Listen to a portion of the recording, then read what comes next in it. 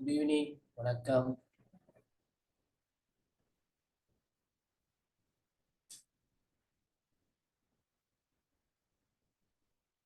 ஷாமிலி மட்டும் தான் இருக்கிறீங்களா லைன்ல? ஷாமிலி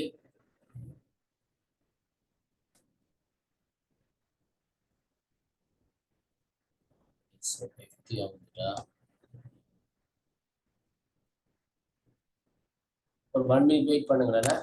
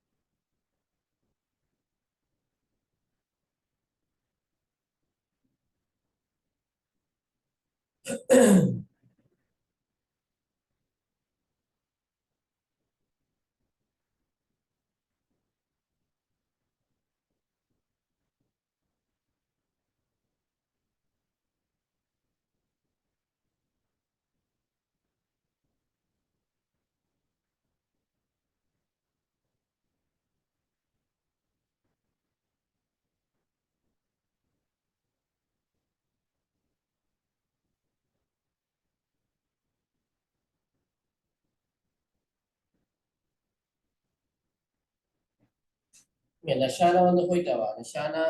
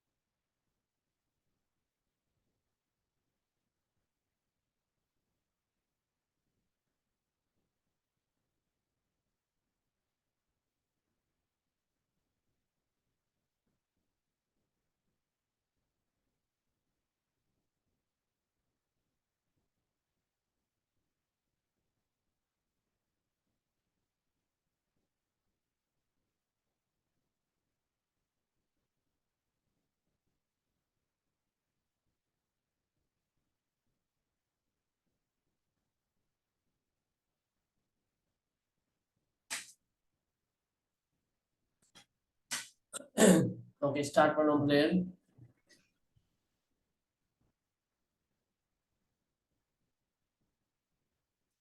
நாங்க கடந்த கிளாஸ்ல வந்து கலை வகைகள்ல சில முக்கியமான வகைகளை பற்றி பார்த்தோம். இன்னைக்கு அதனுடைய தொடர்ச்சி நாங்க பார்க்கறதுக்கு இருக்கின்றோம். கடந்த கிளாஸ்ல வந்து நாங்க குறிப்பாக மைய கலை திட்டம், ஒன்றிணைந்த கலை திட்டம், மறை கலை திட்டம் என்பதை பற்றி நாங்கள் பார்த்தோம். முறைசார் கலை திட்டம், முறைசாரா கலை திட்டம் பற்றி ஒரு அடிப்படையான விடயங்களை பார்த்தோம். இன்னும் நாங்கள் அதனுடைய தொடர்ச்சியை பார்க்க இருக்கிறோம். இந்த அடிப்படையில ஒரு ஸ்லைட்ஸ் யாரா இருக்கு பாருங்க.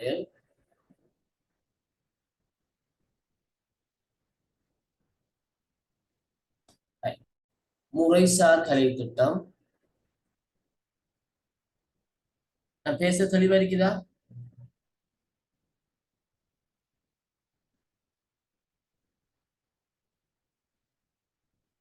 சீலா,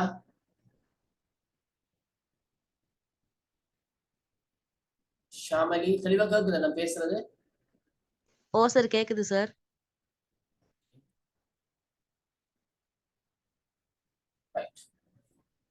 இப்ப நாங்க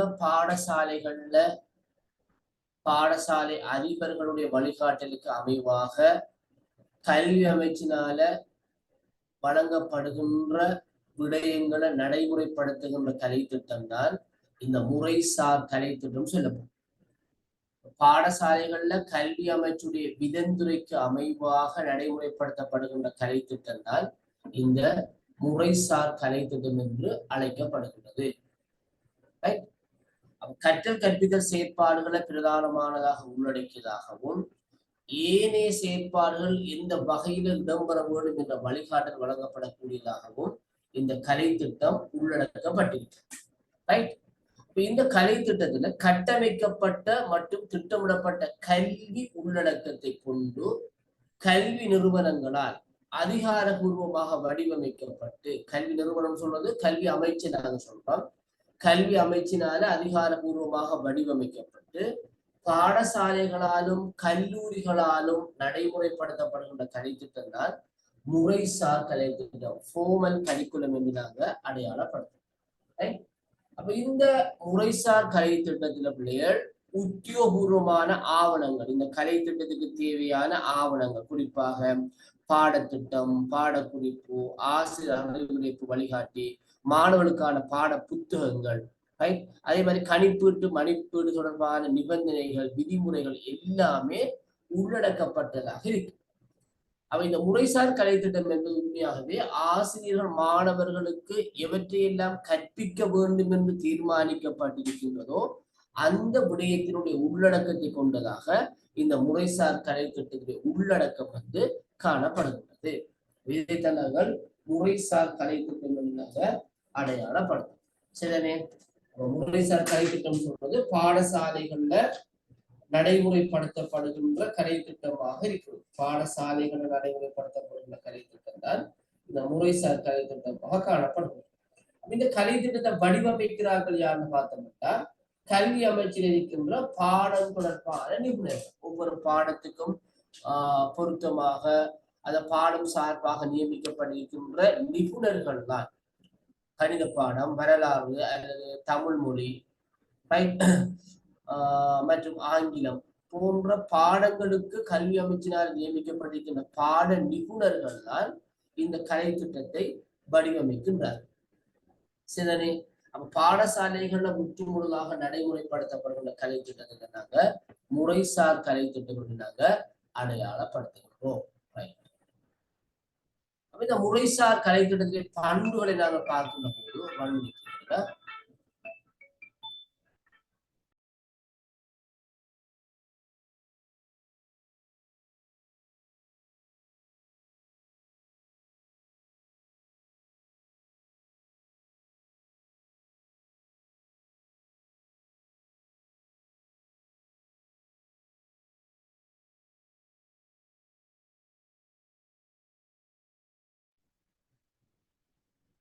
அப்ப இந்த முறைசார் கலை திட்டம் எவ்வாறான இயல்புகளை பண்புகளை கொண்டிருக்கிட்டு பார்த்தோம்னா முதலாவது விஷயம் கட்டமைக்கப்பட்ட உள்ளடக்கத்தை கொண்டிருக்கு. கட்டமைக்கப்பட்ட உள்ளடக்கம் அதாவது ஒரு பாடத்துல என்னென்ன விடயங்களை மாணவர்கள் கற்பிக்க வேண்டும்.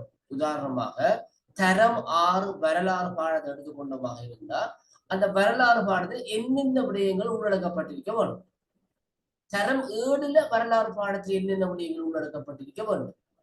தரம் 8ல வரலாறு பாடத்தில் என்னென்ன விடயங்கள் உள்ளடக்கப்பட்டிருக்க வேண்டும் என்று கட்டமைக்கப்பட்ட ஸ்ட்ரக்சராக, அதாவது 6ல விடயதானம் குறைவாகவும் 7ஆம் ஆண்டுல அதனை விட கொஞ்சம் அதிகமாகவும் 8ஆம் ஆண்டுல அதனை விட அதிகமாகவும் தரம் 9ல அதை விட அதிகமாகவும் அப்படி படிமுறை ரீதியாக வளர்ச்சி அடைந்து செல்லக்கூடிய வகையில பாட உள்ளடக்கத்தை கொண்டதாக காணப்படும். இது முதலாவது பண்பு. இரண்டாவது பண்பு பிள்ளைகள் அதிகாரப்பூர்வ வடிவமைப்பு. நாங்க வேறொரு விஷயத்தை படிப்பிக்க இயலாது. கல்வி அமைச்சினால தீர்மானித்து அனுப்பி வைக்கப்படுகின்ற அந்த கலை திட்டத்தை விட வேற விஷயங்களை நாங்க என்ன செய்யலாது, ஹிஸ்டரி பாடத்துல நாங்க படிப்பிக்க முடியாது. ஏன்னா அது அதிகாரப்பூர்வமானது. நாங்க ஒரு விடயத்தை கூட்டவோ குறைக்கவோ முடியாது. அந்த டாபிக்கை தான் படிப்பிக்க முடியும். ரைட்? அதான் அதிகாரப்பூர்வமான வடிவமைப்பு. மூன்றாவது திட்டமிடப்பட்ட அறிவுறுத்தல். கல்வி அமைச்சும் கல்வி அமைச்சர் அதிகாரிகளும் அறிவுறுத்தி இருப்பாங்க. இன்னிந்த விடயங்களை இவ்வளவுதான் படிப்பிக்கணும். ரைட்? இவ்வளவுதான் அதுக்குரிய பாட நேரம். இத்தனை பாட வேலைக்குள்ள அந்த டாபிக்கை முடிக்க போறோம். ரைட்? இந்த அழகுக்கான பாட வேலைகள் இத்தனை என்று எல்லாமே அறிவுறுத்தப்பட்டிருக்கு. அடுத்த முக்கியமான விஷயம் கற்றல் குறிக்கோள். அதற்கு தீர்மானிக்கப்பட்ட குறிக்கோள்கள். ஒவ்வொரு பாடத்தை கற்பிப்பதன் ஊடாகவும் அடைய எதிர்பார்க்கப்பட்டிருக்கின்ற குறிக்கோள்கள் இந்த முறைசார் கலை திட்டத்தில் காணப்படும். உதாரணமாக வரலாற்று மூலாதாரங்கள் என்று முதலாவது வரலாறு என்றால் என்னன்னு சொல்லி இருக்கு முதலாவது கிரேட் 6. அப்ப அதுக்கு ஒரு குறிக்கோள் இருக்கு. மாணவர்கள் வரலாறு என்றால் என்ன என்பதை அறிந்து கொள்வார். வரலாறு ஏன் அவசியம்ங்கிறத விளங்கிக் கொள்வார். வரலாறு எவ்வாறு தொகுக்கப்படுகிறது என்கிறத மாணவன் விளங்கிக் கொள்ள வேண்டும். இதுதான் குறிக்கோள். இந்த கற்றல் குறிக்கோள்கள் தீர்மானிக்கப்பட்டதாக இருக்கும். அடுத்தது கணிப்பீடு காணப்படும். கணிப்பீடு இடம்பெறும். அசஸ்மெண்ட், கணிப்பீடு இடம்பெறும். அது ஒப்படைகளின் மூலமாகவோ அல்லது எழுத்து பரீட்சைகளின் மூலமாகவோ வாய்மொழி மூலமான பரீட்சைகளின் மூலமாகவோ அல்லது விவாதங்களின் மூலமாகவோ ஏதோ ஒரு வழிவகையில இந்த கற்றல் குறிக்கோள்கள் அடையப்பட்டிருக்கிறதா, மாணவர்கள் உரிய தேர்ச்சி அடைந்திருக்கிறார்களா என்பதை கணிப்பீடு செய்வார். அதே போன்று பொறுப்பு கூறல் காணப்படும். ரெஸ்பான்சிபிலிட்டி. இந்த பாடத்திட்டம் நிறைவு செய்யப்பட்டிருக்கிறதா, நிறைவு செய்யப்படவில்லையா, நிறைவு செய்யப்படாவிட்டால் அதற்கான காரணம் என்ன மேலதிக விடயங்கள் நிறைவு செய்ய தேவைப்படுகிறது என்ற பொறுப்பு கூறல் காணப்படும். அடுத்ததாக தரநிலைகள், ட்ரெயின்ஸ். இதற்கான தரநிலைகள் இருக்கிறது. இந்த பாடம் தொடர்பான தரநிலைகள். அதாவது அதிவிசேட சித்தியா, திறமை சித்தியா, சாதாரண சித்தியா, சித்தி இன்மையா என்று சொல்லி ஒவ்வொன்றுக்கும் தரநிலைகள் காணப்படுகின்றது. தரநிலைகள் காணப்படுகின்றது. இவைகள் ஒரு முறைசார் கலை திட்டத்தினுடைய பண்புகளாக காணப்படுகின்றன. முறைசார் கலை திட்டத்தில் காணப்படக்கூடிய பண்புகளாக இந்த பண்புகளை நாங்க அடையாளப்படுத்தக்கூடியதாக இருக்கு. சரிதானே?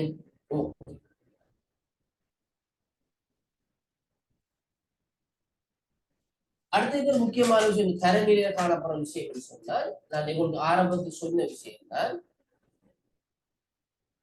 தரம் குறைந்ததிலிருந்து தரம் கூடுகின்ற போது, கிரேட் 6, 7, 8, 9, 10, 11 சொல்லி தரங்கள் கூடுகின்ற போதும் பாட உள்ளடக்கம் ஒரு சிக்கலானதாகவும் விரிவானதாகவும் ஆழமானதாகவும் காணப்படுற விஷயத்தை நாங்க தரநிலைக்குள்ளேதான் உள்ளடக்கலாம். இந்த ரேஞ்ச் ப்ரோக்ராமத்தோட சேர்த்து தரங்கள் கூடுகின்ற போது சிக்கல் தன்மை அடைகிறது என்பதனால இதற்குள்ள உள்ளடக்கி கொள்ளலாம். இதைத்தான் நாங்க முறைசார் கலை திட்டம் சொல்றோம். சரிதானே? இல்ல உலக அமெரிக்கா பிள்ளைகள் யாருக்காவது 3 பேர் இருக்கிறீர்கள். லஷானா வந்தா போயிட்டா தெரியல, சில கிளாஸ் நினைச்சாவோ தெரியல.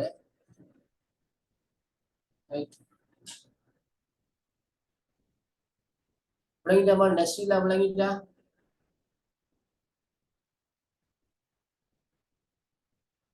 நீங்க 3 பேர் தான் இருக்கும். நீங்க தான் பேசினா தான் எனக்கு ஏதாவது விளங்குதா அல்லது உங்களோட பிரதேசத்துல பவர் கட்டா ஒன்றுமே எனக்கு தெரியாது.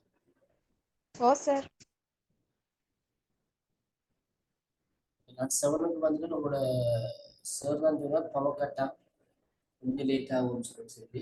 ஓகே,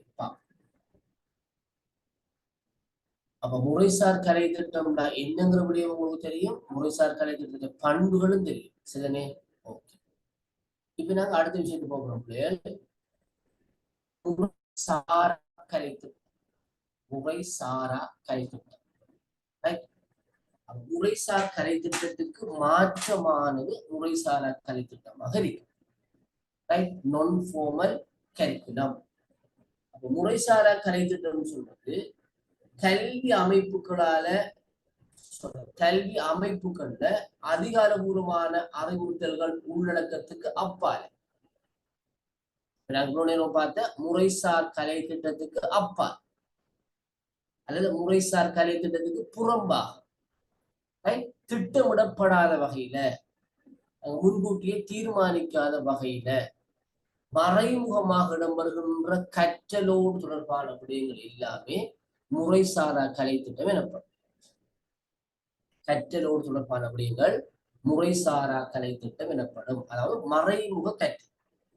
எங்களோட முறைசார் கலை திட்டத்துல பாட புத்தகம், பாடக்குறிப்பு, நாங்க திட்டமிடப்பட்ட ஆவணங்கள், கற்ற நோக்கங்கள் தெளிவாக இருக்கிற மாதிரி இந்த முறைசாரா கலை திட்டத்தில் எதுவுமே இருக்க மாட்டார். அது ஒரு சந்தர்ப்ப சூழ்நிலையினால, ஒரு சூழல்ல, ஒரு நிலைமையில மாணவர்களுக்கு இடம்பெறுகின்ற ஏதோ ஒரு வகையான கற்றல் செயற்பாட்டை கொண்டதாக இருக்கு. அதான் முறைசாரா கலை திட்டம். பாடசாலைக்குள்ள இடம்பெற விஷயம் தானே அது. அப்ப மாணவர்கள் தங்களுடைய சகபாடிகள் மூலமாக, ஆசிரியர்கள் மூலமாக, பாடசாலை சூழல் மூலமாக, மேலதிக கலை திட்ட செயற்பாடுகள் மூலமாக மாணவர்கள் பெற்றுக்கொள்ளக்கூடிய பெருமானங்கள், நடத்தைகள், செயற்பாடுகள், மனப்பாங்குகள் மற்றும் பாடங்கள் என்பவற்றை உள்ளடக்கியதுதான் இந்த முறைசாரா கலை திட்டம். அப்ப இது திட்டமிடப்பட்டதாக இருக்க மாட்டாது. அப்ப மாணவர்கள் சக மாணவர்களோடு சேர்ந்து பழகுவதன் ஊடாக பெற்றுக்கொள்ளப்படுகின்ற அனுபவம், ஆசிரியர்களால சில சந்தர்ப்பங்களை வழங்கப்படுகின்ற வழிகாட்டல், பாடசாலை சூழலில் இடம்பெறுகின்ற செயற்பாடுகளூடாக மாணவர்கள் பெற்றுக்கொள்கின்ற அனுபவங்கள் எல்லாமே இந்த முறைசாரா கலை திட்டத்துக்குள்ள உள்ளடங்கும். குறிப்பாக பாடசாலைகள் ஒரு சிரமதான நிகழ்வு நடைபெறும் வச்சுக்கொள்ளும்.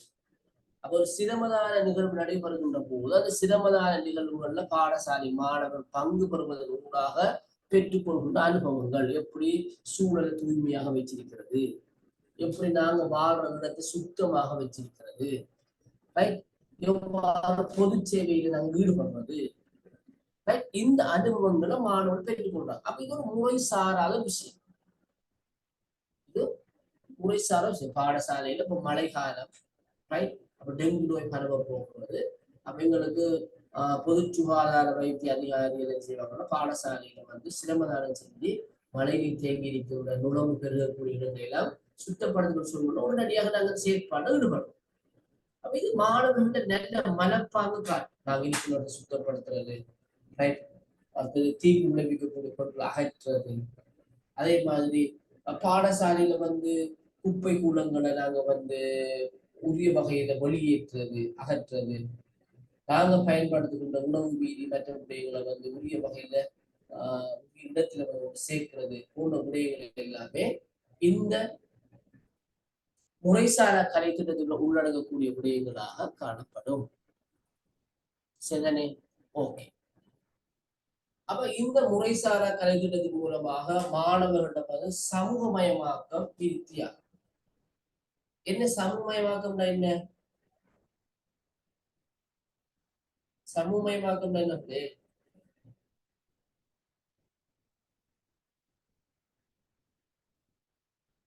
யாரா சொல்லுவீங்களா சமூகமயமாக்கம்னா?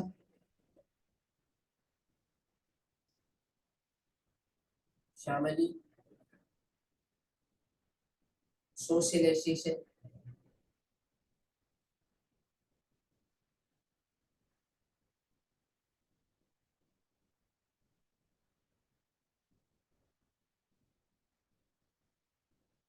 தெரியுமா? சோசியலைசேஷன் அதாவது நாங்க வாழ்ற சமூகத்துக்கு பொருத்தமானவராக வாழ்றோம், பொருத்தமானவராக எங்களை மாற்றி அமைச்சு கொள்றோம், சமூகத்தோட இணைஞ்சு வாழ்றது. இதான் சமூகமயமாக்கம் சொல்லு. அப்ப அதற்கான ஒரு அறிவ அனுபவத்தை இந்த முறைசார கலை திட்டம் மாணவர்களுக்கு வழங்குகிறது. அடுத்த பண்பு விருத்தி, எங்களுடைய பண்புகள், நடத்தை கோலங்கள்ல நல்ல மாற்றம் ஏற்படும். அடுத்த உலக கண்ணோட்டம், உலகளாவிய விடயங்கள்ல அறிவு, ஆற்றல், அனுபவம், விளக்கம் என்பது நாங்க பெற்றுக்கொள்ளக்கூடியதாக இருக்கு. அப்ப இது முறைசாரா கலை திட்டத்தினுடைய நன்மைகளாக காணப்படுகிறது.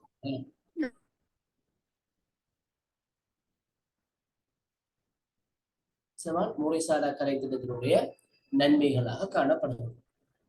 அப்ப பாடசாலைகளை பொறுத்த வரைக்கும் முறைசார் கலை திட்டம் கல்வி அமைச்சினால வடிவமைக்கப்பட்டு பாடசாலைகள்ல அதிகாரபூர்வமாக நடைமுறைப்படுத்தப்படுகின்ற கலை திட்டமாக இருக்கும்.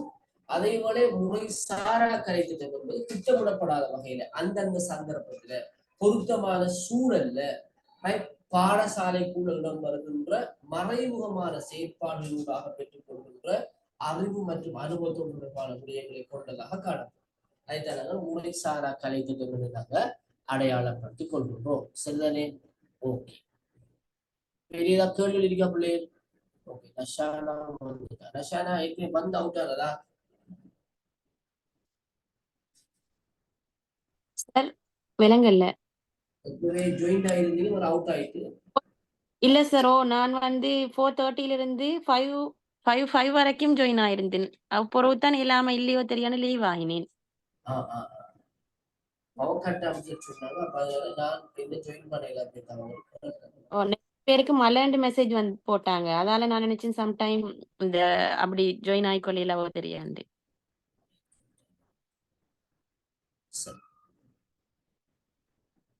அப்புறமா நாங்க முறைசார் கலை திட்டத்தையும் பார்த்துட்டோம், முறைசாரா கலை திட்டத்தை நாங்க பார்த்துட்டோம். இப்ப இந்த முறைசாரா கலை திட்டத்தின் பண்புகளை பாரு. திட்டமிடப்படாத கற்றல். திட்டமிடப்படாத கற்றல். இங்க வந்து யாருமே பிளான் பண்றது. கல்வி அமைச்சோ, பாடசாலை நிர்வாகமோ, வயல் கல்வி அலுவலகமோ, மாகாண கல்வி திணைக்களமோ யாரும் எந்த விடயத்தையும் பிளான் பண்ண மாட்டாங்க. அது அந்தந்த சந்தர்ப்பத்தின் போது நடந்து கொண்ட விஷயமா இருக்கு. அந்த கற்றல் அந்தந்த சந்தர்ப்பத்திலே நடக்கும். ஒரு ஒரு சிரமதான இடம்பெறமாக இருந்தால் அந்த சந்தர்ப்பத்துல அந்த கற்றல் நடக்கும். மாணவன் அந்த விடயத்தை பிள்ளைகள் மாணவன் கற்றுக்கொள்வான், அனுபவத்தை பெற்றுக்கொள்வான். பாடசாலையில ஒரு பரிசளிப்பு உள்ள இடம்பெறுவதாக இருந்தால் அதுல ஒரு அனுபவத்தை பெற்றுக்கொள்வான். ஒரு பாடசாலையில ஆசிரியர் பாடசாலை மாணவனுடைய பெற்றோர்கள் ஒரு சந்திப்பு, பெற்றார் ஆசிரியர் சந்திப்பு இடம்பெறுவதாக இருந்தால் அதனுடாக ஒரு விதமான அனுபவத்தை பெற்றுக் கொள்வார். இவையெல்லாம் முறைசாரா கலை திட்டத்தின் பண்புகளாக இருக்கின்றன. இரண்டாவது முக்கியமான விஷயம் சமூகமயமாகும். என்ன, சமூகத்துக்கு பொருத்தப்பாடுடையவராக, சமூகத்தோடு இணைந்து செல்லக்கூடியவர்களாக, சமூகம் விரும்புகின்றவர்களாக, சமூகம் விரும்புகின்ற நடத்தைகளை பின்பற்றக்கூடியவர்களாக மாணவர்கள் ஒழுங்குபடுத்தப்படுறதுக்கு இந்த முறைசாரா கலை திட்டம் வழிகோலுகிறது. இது மாணவர்களிடம் சமூகமயமாக்கலை தூண்டுகிறது. ஏனைய மாணவர்களோடு இணைந்து செயற்படுறதுக்கு, ஆசிரியர்களோடு இணைந்து செயற்படுறதுக்கு, சகபாடுகளுக்கு இடையிலே நல்ல ஒற்றுமை உறவு பின்பற்றப்படுறதுக்கு இந்த முறைசாரா கலை திட்ட பண்புகள் ஹெல்ப்ஃபுல்லாக உதவியாக இருக்கும். இந்த நேரம் இன்னொரு செய்தியை நான் உங்களுக்கு சொல்ல போன பிள்ளைகள், எங்களோட இந்த பாடத்தை பொறுத்த வரைக்கும் இந்த அறிவும் கலை திட்டமும் நாலேஜ் அண்ட் கரிக்குலம் சொல்லப்படக்கூடிய இந்த பாடத்தை பொறுத்த வரைக்கும் எங்களுக்கு 10 செஷன்கள் நடக்கும். நாங்கள் அன்றைக்கு சந்திக்கிறது வந்து 5வது செஷன் நான் நினைக்கிறேன், 5வது செஷன். இதுல 10வது செஷன், கடைசி 10வது செஷன் வந்து ஒரு பிரசன்டேஷன். யாரு பிரசன்ட் பண்ணணும்னு சொன்னா நீங்க தான் பிரசன்ட் பண்ணணும். நாங்க இந்த 9 செஷன்லையும் நாங்க படிச்ச விஷயத்துல நீங்க ஒவ்வொருவரும் ஒவ்வொரு தலைப்புகளை எடுத்து அது தொடர்பாக நீங்க இணையதளத்திலேயோ புத்தகங்கள்லயோ எங்கேயோ நீங்க தேடி தொகுத்து PowerPoint பிரசன்டேஷன் ஒன்று நீங்க தயாரிச்சு நீங்க பிரசன்ட் பண்ண வேணும். ஒரு ஆளுக்கு 15 நிமிடம் நேரம் ஒதுக்கப்படும். 15 மினிட்ஸுக்குள்ள ஒரு பிரசன்டேஷன் செய்யணும். சரிதானே? நாங்க வீடியோல செய்ய வேணும் மாதிரி எப்படி? வீடியோவை போஸ்ட் பண்ணிட்டு நான் செய்யற மாதிரி நீங்க இது பண்ணா சரி, உங்களோட ஸ்லைட போட்டு காட்டி நீங்க எக்ஸ்பிளைன் பண்ணினா சரி, விளங்கப்படுத்தினா சரி. சரி, ஓகே. அந்த ஸ்லைட செய்ய வேணுமே சார். அப்ப நாங்க இப்படி அப்ப நாங்க படிக்கிற தலைப்புகள் இருந்து உங்களுக்கு பொருத்தமான ஒரு தலைப்பை நீங்க சூஸ் பண்ணி நீங்க இன்னும் மேலதிகமாக சம்பந்தமான விடயங்களை தேடி தொகுத்து நீங்க ப்ரெசென்ட் பண்ணணும். ஒவ்வொருவரும் செய்யும். ரைட், ஒரு ஆள் ப்ரெசென்ட் பண்ணப்ப மற்ற ஆட்கள் லைன்ல இருக்கப்படும். ரைட், அது கிட்டத்தட்ட ஒரு எக்ஸாம் மாதிரி தான், கணிப்பு. சரியோ, அப்ப அதுக்கு நீங்க உங்களை நீங்க ப்ரிப்பேர் ஆகி கொள்ள வேணும். அதுக்கு இந்த கிளாஸ்ல தொடர்ச்சியா இருக்கிறவங்களுக்கு பிரயோசனமா இருக்கு.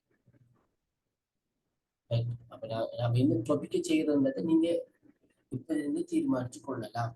ஒவ்வொரு டாபிக் செய்யணும். கடைசி உங்களுக்கு நான் அது 8வது கிளாஸ்ல சொல்லுவேன், நான் என்னால் என்னென்ன டாபிக்கை செய்யணும்னு சொல்லி. சில நேரங்களில் நீங்களே சொல்லலாம், எனக்கு இதை தாங்கன்னு சொல்லி கூட நீங்க கேட்கலாம். அப்படி ஒவ்வொரு தலைப்படுத்தக்கூடிய மாதிரி இருந்தா பிரச்சனை ஒன்றும் இல்லை. சரியோ, அப்போ 15 மினிட்ஸ் 15 நிமிஷத்துக்கு நீங்க தான் பேசணும், நீங்க தான் எக்ஸ்பிளைன் பண்ணணும், நீங்க தான் எனக்கு வந்து எக்ஸாம்பிள் உதாரணம் கூறுவோம், எல்லாம் நீங்க தான். அப்ப நாங்க ஒவ்வொரு டாபிக்கையும் படிக்கக்குள்ள உங்களுக்கு சந்தேகங்கள் இருக்குமா இருந்தா நீங்க கேட்டு தெரிஞ்சு கொள்ள வேணும். உங்களுக்கு ப்ரெசன்டேஷனுக்கு உதவியா இருக்கு, உங்களோட ஃபைனல் எக்ஸாமுக்கும் அது ஹெல்ப்ஃபுல்லா இருக்கு. சரியா? இன்றைக்கு இப்போ ஒரு 3-4 பேர் மேலதிகம் வாராக்களை காண இல்லை.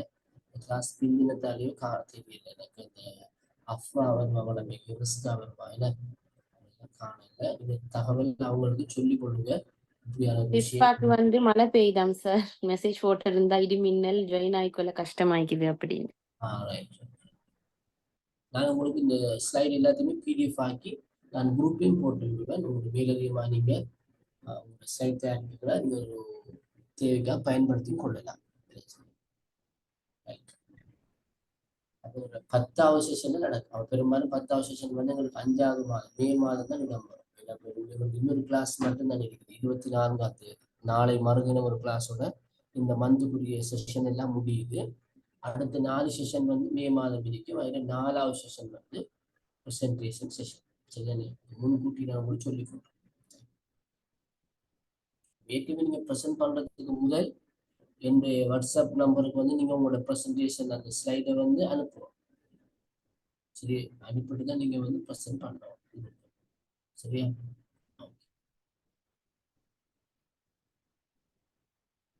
சரிம்மா, அப்ப வந்து சார் நீங்க ஹெடிங் தருவீங்களா? என்னமா ஹெடிங் பிரசன்டேஷன் ஹெடிங் தந்தால் எங்களுக்கு ஈஸி ஆயிக்குமே சார். ஹெடிங் கொஞ்சத்தை நான் தந்து உங்களுக்கு அதுல இருந்து சில ஒவ்வொருவருக்கு நான் ஹெடிங் தருவேன். உங்களுக்கு வந்து 8வது செஷன்ல வந்து ஹெடிங் தான் தருவேன். இதை முடித்தோடுமே 8வது செஷன்ல வந்து நான் ஹெடிங் தருவேன். அல்லது நீங்களே அந்த ஹெடிங்கை நாங்கள் எடுக்கணும்னு சொல்லி உங்களால் ஒரு ஹெடிங் எடுத்தாலும் பிரச்சனை இல்லை. இல்லை சார் நீங்களே தாங்கன்னு சொன்னாலும் பிரச்சனை இல்லை, நான் தருவேன். நீங்க தான் சார். ஓகே, நானே உங்களுக்கு ஒரு ஹெடிங் தருவேன். இந்த நாள் இந்த தலைப்பில் செய்வேன் சார். சரியா? ஓகே, சரிம்மா. அப்ப வந்து இந்த முறைசாரா கலை திட்டத்தினுடைய ஒரு முக்கியமான ஒரு பண்பு தான் இந்த சமூகமயமாக்கு. சமூகத்துக்கு பொருத்தமானவராக நாங்க மாறோம். சமூகத்தோட இணைஞ்சு வாழ பழகிறோம். சமூகம் விரும்புகின்ற விடயங்களை செய்யறது, சமூகம் தவிர்ந்து கொள்கின்ற விடயங்களை நாங்க விலகி இருக்கிறோம். இந்த பண்பு எல்லாமே இந்த முறைசாரா கலை திட்டத்தை காணப்படும். அது சகபாடி தொடர்பு. எங்களுடைய சக நண்பர்களுக்கு நல்ல ஒரு இணைப்பு, நல்ல ஒரு பிணைப்பு, அதாவது தேவையற்ற போட்டி, பொறாமை, சண்டை சச்சரவுகள் தவிர்க்கப்பட்டு இணைந்து செயற்படுகின்ற, குழுவாக செயற்படுகின்ற ஒரு நிலைமை உருவாகும். அது ஆசிரியரிடம் சிறந்த முன்மாதிரியை காணலாம். அவங்க இந்த முறைசாரா கலைத்திட்டத்தை மறைமுகமாக நடைமுறைப்படுத்துறாங்க. அவங்க அணிகின்ற ஆடையுடைய தன்மை, அவங்க பயன்படுத்துகின்ற வார்த்தை பிரயோகம், மாணவர்களிடம் கொண்டிருக்கின்ற சிநேகபூர்வமான தொடர்பு. அடுத்தது ஆசிரியர் மாணவர் உறவை பேணுறது. ஏன்னா இப்ப பெரும்பாலான பாடசாலைகள்ல காணப்படும் பெரிய பிரச்சனை ஆசிரியர் மாணவர்களிடையில ஒரு தவறான தொடர்பு கோணம் உருவாகி கொண்டு வருகிறது. தவறான தொடர்பு சொல்லப்போல குறிப்பாக மாணவிகள் விடயங்கள்ல சில ஆண் ஆசிரியர்கள் தவறாக அவர் தொடர்புகளை பேணிக் கொள்றாங்க. அதுக்கு இந்த நிகழ்நிலை கற்பித்தல் செயற்பாடுகள் காரணம். ஆன்லைன்ல அவங்க கற்பிக்கிறது, ஆன்லைன்ல சில செயற்பாடுகள் மாணவர்களுக்கு வழங்குவதற்காக சில சமராக தொடர்புகள் இடம்பெறுவதாக அந்த குற்றச்சாட்டுகள் எழுந்துள்ளன. அப்ப இவைகள் சிறந்த முன்மாதிரியான விஷயங்கள் இல்லை. ஆசிரியர் சொல்றவர் எல்லா சந்தர்ப்பத்திலும் அவர் ஆசிரியர் தான். Right? அவருடைய வயது குறைவாக இருக்கலாம். Right? ஆனால் அவர் அந்த ஆசிரியத்துவம் அந்த பண்பிலிருந்து ஒருபோதும் அவர் மாறிவிடக் கூடாது. அடுத்த மிக முக்கியமான ஒரு பண்பு மேலதிக கலைத்திட்ட செயற்பாடு. மேலதிக கலைத்திட்ட செயற்பாடு சொல்லக்குள்ள இங்க விளையாட்டு போட்டிகள், கலை நிகழ்வுகள், சுற்றுலாக்கள், அடுத்த கண்காட்சிகள் என்பவற்றில் ஈடுபடுவதன் ஊடாக அதன் தொடர்பான அறிவு அனுபவம் பிள்ளைகளுக்கு கிடைக்கக்கூடியதாக இருக்கு. அப்ப இங்க கற்றல் மட்டுமல்ல, அதனோடு இணைந்து செயல்பாடு எல்லாமே இங்கு இடம்பெறும். அடுத்த முக்கியமான மறைக்கலை திட்டம். கிட்டத்தட்ட முறைசாரா கலை திட்டத்தில் நிறைய விஷயம் மறைக்கலை திட்டத்தில் உள்ளடங்குற விஷயம் தான். காலை ஆராதனைகள், சொற்பொழிவுகள், ஒழுக்க உரிமைகள் பற்றிய போதனை, விழிப்புணர்வு ஏற்படுத்துற விஷயங்கள், இவை எல்லாமே மறைக்கலை திட்ட பண்புகளாக காணப்படுகின்றன. இது முறைசாரா கலை திட்ட பண்பாக இருக்கிறது. அடுத்த முக்கியமான விஷயம் தான் பண்பு விருத்தி. மாணவர் மத்தியில ஒழுக்கம் சார்ந்த, சிறந்த மனப்பாங்கு சார்ந்த, நேர் மனப்பாங்கு சார்ந்த, உதவி செய்ய வேண்டும் என்கின்ற எண்ணம் தொடர்பான விடயங்கள்ல நல்ல விருத்தி மாற்றத்தை காணலாம். இவைகள் இந்த முறைசாரா கலை திட்டத்துடைய பண்புகளாக காணப்படுகின்றன. சரியோ? அவங்களே பாருங்க, முறைசார் கலை திட்டம், முறைசாரா கலை திட்டம் சொன்னாங்க. பாடசாலையில் நடைமுறைப்படுத்தப்படுகின்ற கலை திட்டத்தை நாங்க 2 பெரிய பிரிவுகளாக பிரிச்சிருக்கிறோம். இது நான் உங்களுக்கு ஒரு ஆக்டிவிட்டி ஒன்று தரப்போறேன்.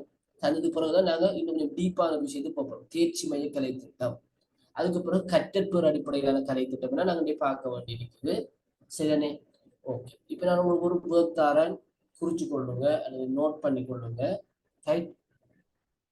முறைசார் கலை திட்டத்துக்கும் முறைசாரா கலை திட்டத்துக்கும் இடையிலே காணப்படுகின்ற வேறுபாடு 5 வேறுபாடு சொல்லுவோம். முறைசார் கலை திட்டத்துக்கும் முறைசாரா கலை திட்டத்துக்கும் இடையே காணப்படக்கூடிய 5 வேறுபாடு. தெளிவா விளங்கிட்டா கேள்வி? ஸ்லைட்ல காட்டுற பிள்ளைகள் நீங்க தேவையான ஸ்கிரீன்ஷாட்டும் எடுத்துக் கொள்ளலாம். இந்த இது முறைசார் கலை திட்டத்திலே பண்பு. சரியா? இது முறைசாரா கலை திட்டத்துல பண்பு. ரைட்டா? இது முறைசார் கலை திட்டத்துல பண்பு. விளங்குதா? தேவையான நோட் பண்ணி கொள்ளுங்க.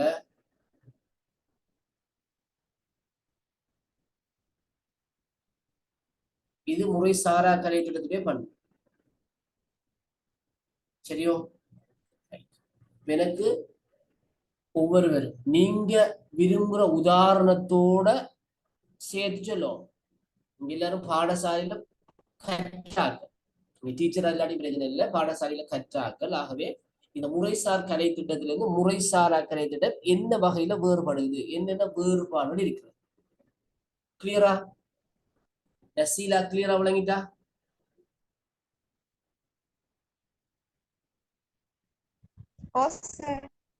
சரி, அப்போ உங்களுக்கு ஒரு 10 minutes டைம் தரேன். அழகா ப்ரிப்பேர் பண்ணி எல்லாரும் சொல்லுங்க. ஜஸ்ட் 4 பேர் தான் இருக்கிறீர்கள். 4 பேரும் உங்களோட பங்கை சிறப்பா செய்ய போகணும். வளமைக்கு நசாலா தான் செய்யறது. அப்படி இல்லாமல் இருக்கு. இன்னைக்கு எல்லாரும் உங்களோட கருத்துக்களை கண்டிப்பா சொல்ல போகணும்னு சொல்லி நான் கேட்டுக்கொள்றேன். ஷாம்லா, ஷாமலி எல்லாருமே தயாராக. முறைசார் கலை திட்டத்துக்கும் முறைசாரா கலை திட்டம் காணப்படக்கூடிய வேறுபாடு. சரியா? ஓகே. 10 minutes டைம் தரேன். இப்போ உங்களுக்கு நேரம் 8:15, 8:25 நீங்க ரெடி ஆகும். ஓகே.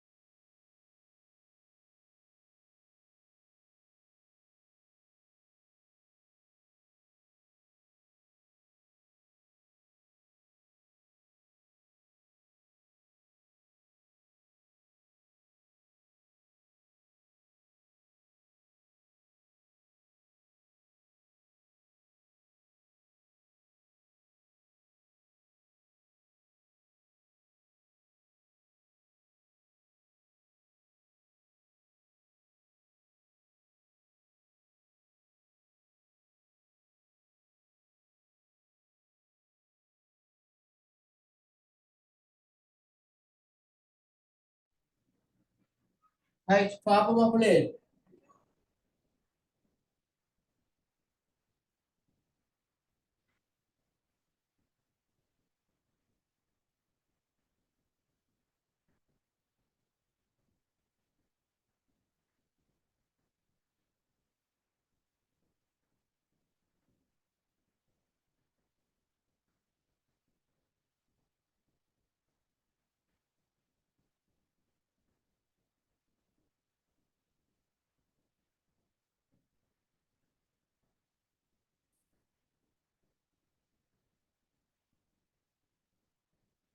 பாப்போம் சார்.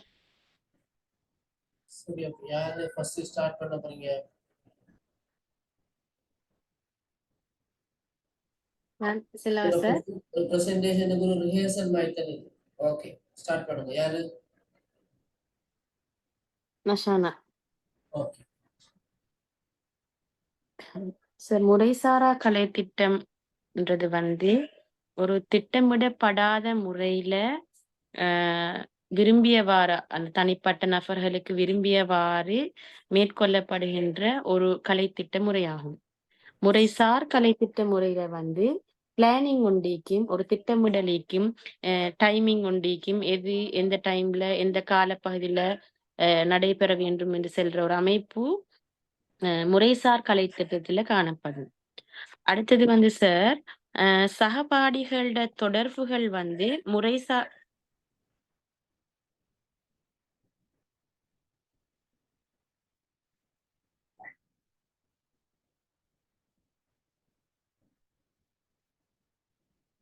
ஷானா?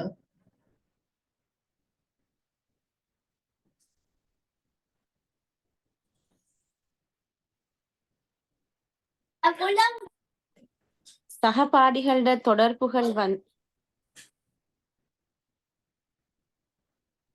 சாரி சார், சகபாடிகளோட தொடர்புகள் வந்து முறைசாரா கலை திட்டத்துல அதிகமாக காணப்படும் அப்படின்னு சொல்ல போகல சார். பாடசாலை எடுத்துக்கொண்டா பாடசாலை அதிபர், ஆசிரியர், மாணவர்கள் தவிர பாடசாலைக்கு வெளியில இருக்கிறவங்களோட உள்ள தொடர்பொண்டும் இந்த முறைசாரா கலை திட்டத்துல காணப்படுது.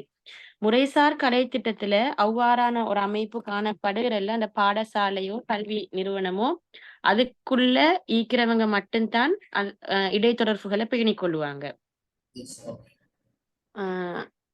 அடுத்தது சார், முக்கியமாக உண்டு முறைசாரா கலை திட்டத்துல வந்து பாடசாலைக்கு வெளியேயும் ஏனையவர்கள் அதாவது பொதுமக்களுக்கும் இந்த கலை திட்டத்துல சில விடயங்கள் வந்து பயனளிக்கப்படலாம். அறியாமையில ஈக்கிறவங்களுக்கு உதாரணமாக பாடசாலை கீதம், தேசிய கீதம், அடுத்தது பாடசாலை கொடிக்கு மதிப்பளிக்கப்பட வேண்டும். பாதையோரங்கள்ல நடந்து போகல பாடசாலை கீதம் போனா அவங்க நின்று அதுக்கு மதிப்பளிப்பாங்க. இது வந்து வெளியில இந்த முறைசாரா கலை திட்டத்துல வந்து ஒரு பயனாக குறிப்பிடலும். இது வந்து பாடசாலைக்குள்ள மட்டும் ஈக்கிறதுனால முறைசார் கலை திட்டத்துல அந்த மாணவர்களுக்கும் ஆசிரியர்களுக்கும் மட்டும்தான் அது செல்வாக்கு செலுத்தும். அடுத்தது கலை திட்டத்துக்கு புதிய விடயங்களை உட்படுத்துறதுக்கு இந்த முறைசாரா கலை திட்டம் பெரிதளவும் உதவி புரியலாம். ஏண்டா இப்ப இந்த வெளியில நிறைய விடயங்கள் கொண்டு வரப்படுறதுனால அது வந்து கலை திட்டத்துக்கு சேர்க்கப்படலாம். இந்த முறைசாரா கலை திட்டத்துல முறைசார் கலை திட்டத்துல அவ்வாறான முறைகள் குறைவாக காணப்படும். சரி,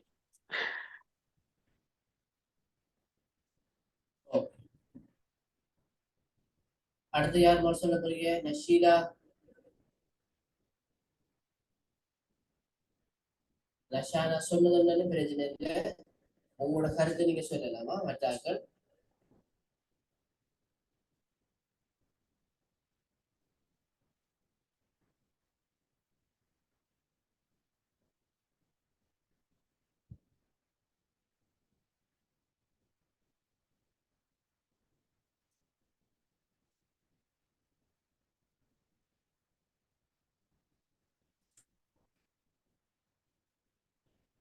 நசீலா செய்ய போறீங்களா? ஷாமலியா? ஷம்லாவா? யாரு?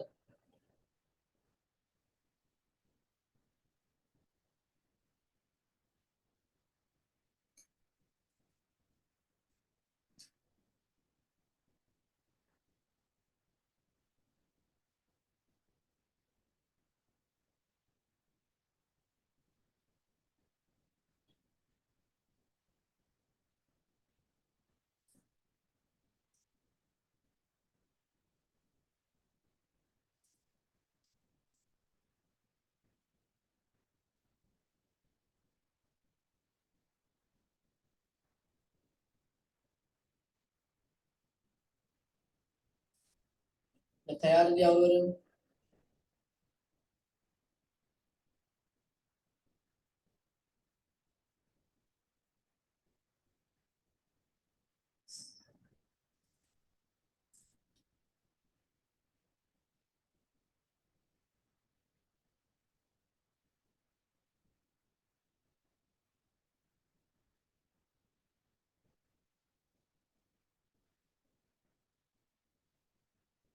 ஷம்லா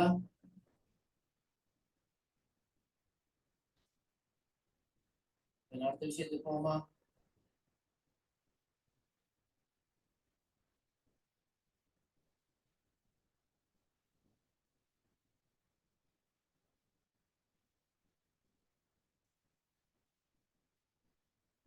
நான் சொன்ன விடயங்கள் சரியா? என் முறைசார் கலை திட்டத்திட்ட படிச்சு கொடுக்க போக்கலே நான் ஈக்கல சார். நான் கொஞ்சம் எடுத்துட்டேன். போனால் பாடசாலையில நடைமுறைப்படுத்தப்படுகின்ற கலை திட்டத்தை ரெண்டா பிரிக்கலாம். ஒன்று வந்து முறைசார் கலை திட்டம், இன்னொன்று முறைசாரா கலை திட்டம். முறைசார் கலை திட்டம் சொல்றது கற்றல் கற்பித்தல் செயற்பாடுகளோடு மட்டும் தொடர்பான வகையில கல்வி அமைச்சின் அறிவுறுத்தலின் பேரில் இடம்பெறுகின்ற செயற்பாடு. முறைசாரா கலை திட்டம் சொல்லப்பட்ட பாடசாலையில அவ்வப்போது அந்தந்த சந்தர்ப்பங்களின் ஊடாக இடம்பெறுகின்ற கலை திட்ட செயற்பாடு. இது கூட ரெண்டு விதமான கலை திட்ட விடயங்கள் இருக்கு. ஒன்று வந்து இணைந்த கலை திட்டம், இன்னொன்று மறை கலை திட்டம்.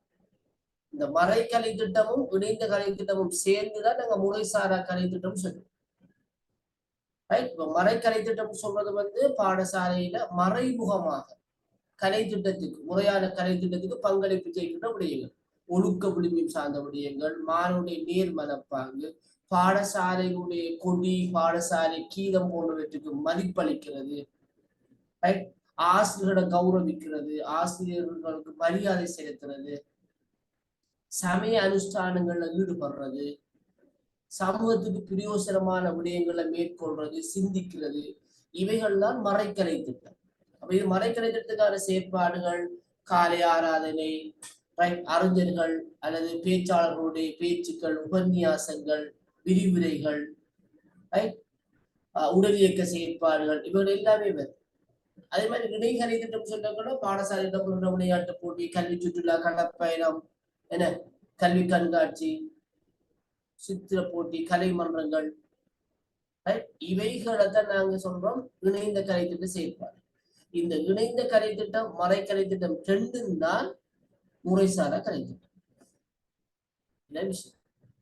முறைசாரா கலை திட்டம் கூட எனக்கு தெளிவாக முறைசார் கலை திட்டத்தை விளங்கி கொண்டா அது தவிர பாடசாலையில் நடைமுறை எல்லா செயற்பாடும் முறைசாரா கலை திட்டத்துக்குள்ள வரும். அவ்வளவு சரி.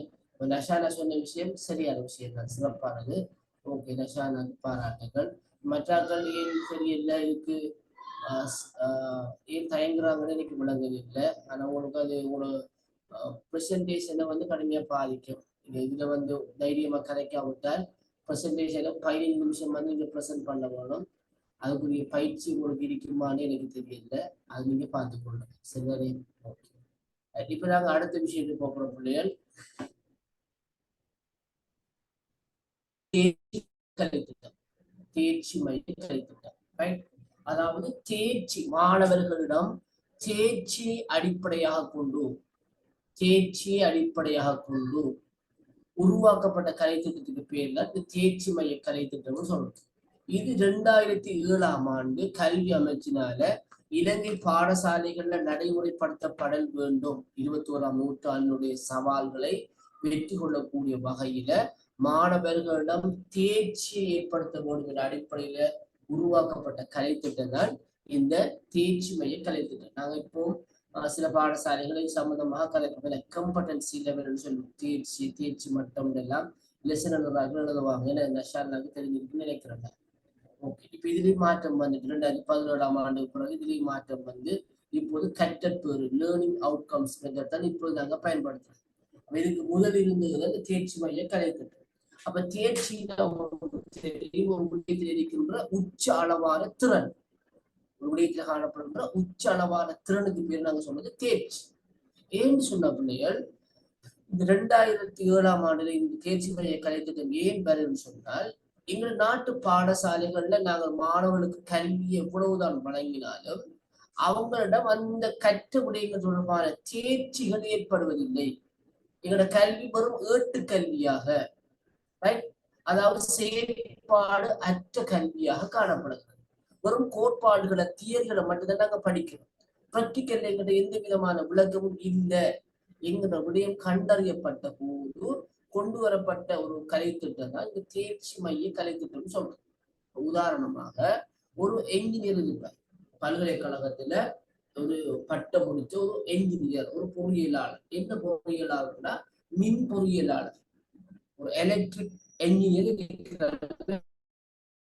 வீட்டுல ஃபியூஸ் பாயிண்ட் அவரால அது அவரை வீட்டுக்கு போன ஃபியூஸ போட தெரியாது. ஏன்? அவரு ஒரு பெரிய என்ஜினியர், சில நேரங்கள்ல அந்த டிஸ்ட்ரிக்டுக்கே எலக்ட்ரிசிட்டியில ஆகப்பெரிய என்ஜினியராக தான் இருப்பார். அந்த மாவட்டத்துக்கே மின்சாரம் வழங்குறதுக்கு பொறுப்பாளராக அவர் இருப்பார் அந்த என்ஜினியர். ஆனா வீட்டுல ஒரு லைட் எரிஞ்சு விட்டது அல்லது ஒரு ஆளி ஒன்று எரிஞ்சிட்டு ஒரு ஃபியூஸ் போயிட்டு அவரால் மாத்தினார். ஏன்னா அந்த ப்ராக்டிக்கல் நாலேஜ் இல்லை. இதே மாதிரி தான் பல்வேறு துறைகளில் நாங்க படிக்கிற விடயத்தை நாங்க பயன்படுத்த தெரியாமல் இருக்கின்றோம். ஆக இந்த குறைபாட்டை கண்டுபிடிச்சுதான் நாங்க அந்த விடயத்தை தேர்ச்சி ஏற்படுத்தணும். உதாரணமாக ஒரு ஒரு டெய்லர் இருக்கான்னு வச்சுக்கணும். ஒரு டெய்லர் ஒரு 20 வருஷமாக தைக்கிறார், ஒரு 30 வருஷமாக தையல் வேலை செய்யறார். இப்ப அவருக்கு 60 வயசு, கொஞ்சம் பார்வையெல்லாம் வாங்கிட்டு என்றாலும் அந்த ஊசில நூல் பொருட்களை பார்த்திருப்பீங்களா? டெய்லர் நாங்க ஒரு ஊசில நூல் பொருட்கள் சொன்னா அரை மணி நேரம் எடுக்கணும். ஆனா அவங்க எப்படி செய்வாங்க சொல்லுங்க? தைக்கின்ற போது அந்த மெஷின்ல இருந்த நூல் அறந்துட்டுன்னு சொன்னா அடுத்த செகண்ட் அந்த நூலை கோர்ப்பாங்க, சரியா கூட கை போகும். அதே நான் அவங்க அதுக்கு பழக்கப்பட்ட அனுபவம் உண்டு இருக்குது அதுல. அனுபவம், எஸ், அதான் தேர்ச்சி. அந்த பயிற்சியில அந்த செயற்பாடுல தொடர்ந்து ஒரு ஆள் ஈடுபடுவதனால் ஏற்படுகின்ற அனுபவம் தான் தேர்ச்சி. இதை பிள்ளைகிட்ட ஏற்படுத்த வேண்டும் எதிர்பார்த்தாங்க. ஏன்னா இப்ப ஒரு விவசாயி இருக்கிறார், அவர் மண்வெட்டியை பயன்படுத்தி கொத்துதல் புரட்டுதல் அப்படியான வேலைகளை மிக லாபகமாக சாதாரணமா செய்வார். நாங்க அவரோட பலசாலியா இருந்தாலும் அந்த மண்வெட்டி எங்களை என்ன செய்யலாது அவர் மாதிரி பயன்படுத்தல. என்ன ஒரு தென்னை மரத்துல ஏறி ஒரு தேங்காய் பறிப்போன்னு இருக்கிறான்னு வச்சுக்கணும். என்ன நீங்க கவனிச்சிருப்பீங்களா? எவ்வளவு வேகமாக மரத்துல ஏறுவார், எவ்வளவு வேகமா மரத்துல ஏறுவார். அவருடைய வேலையை தேங்காயில உடனே பறிச்சு போட்டு மிக வேகமாக இறங்குவார், அடுத்த மரத்துக்கு தாவுவார். இப்படி எங்களை ஏன் செய்யலாம் இருக்குது? அவரை போல நாங்கள் மனிதன் தான், ஏன் செய்யல? அதுல எங்களுக்கு பயிற்சி இல்லை, அதுல எங்களுக்கு அனுபவம் இல்லை. அப்ப தேர்ச்சிகள் சொன்ன ஒரு புதியத்தில நாங்க தொடர்ச்சியாக ஈடுபடுவதன் ஊடாக செய்து பார்ப்பதன் ஊடாக பெற்றுக்கொள்கின்ற திறன் தான் அது. இதை கல்விக்குள்ள கொண்டு வர வேண்டும் என்ற எதிர்பார்ப்புலதான் 2007ஆம் ஆண்டு இந்த தேர்ச்சி மைய கல்வி முறை அறிமுகம் செய்யப்பட்டுச்சு. அப்ப பாருங்க, பாருங்க, குறிப்பிட்ட தேர்ச்சிகள் மற்றும் திறன்களை மாணவர்களிடம் வசப்படுத்துதல் மற்றும் நிரூபிப்பதை மையமாக கொண்டு உருவாக்கப்பட்ட கலைத்திட்டத்துக்கு பேர் தான் தேர்ச்சி மைய கலைத்திட்டம். தேர்ச்சி மைய கலைத்திட்டம் நாங்க சொல்றோம்.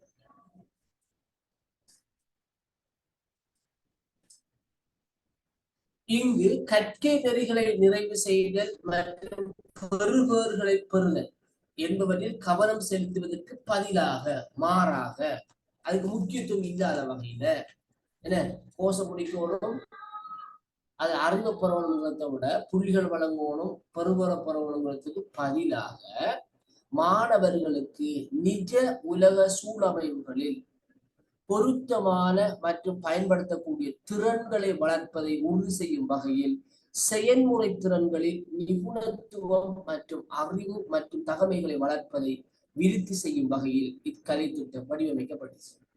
அவன் சூழலுக்கு போனா, பாடசாலைக்கு வெளியே போனா அவங்க எதையாவது செஞ்சு வாழும். அவன் எதையாவது செஞ்சு வாழணும். அதுக்குரிய பயிற்சியை கொடுங்க பாடசாலையில, அதுக்குரிய திறனை வளருங்க. இப்ப எல்லாருமே பாடசாலையில டாக்டர் இன்ஜினியர் ஆகிடுமா? சொல்லுங்க. பாடசாலையில படிக்கிற மாணவர்கள் எல்லாருமே அட்வான்ஸ் சயின்ஸோ மேக்ஸோ படிச்சு எல்லாரும் டாக்டராகவும் இன்ஜினியராகவும் வரையிடுமா? இல்லை. அது இயல்புன்னு சொன்னாங்க.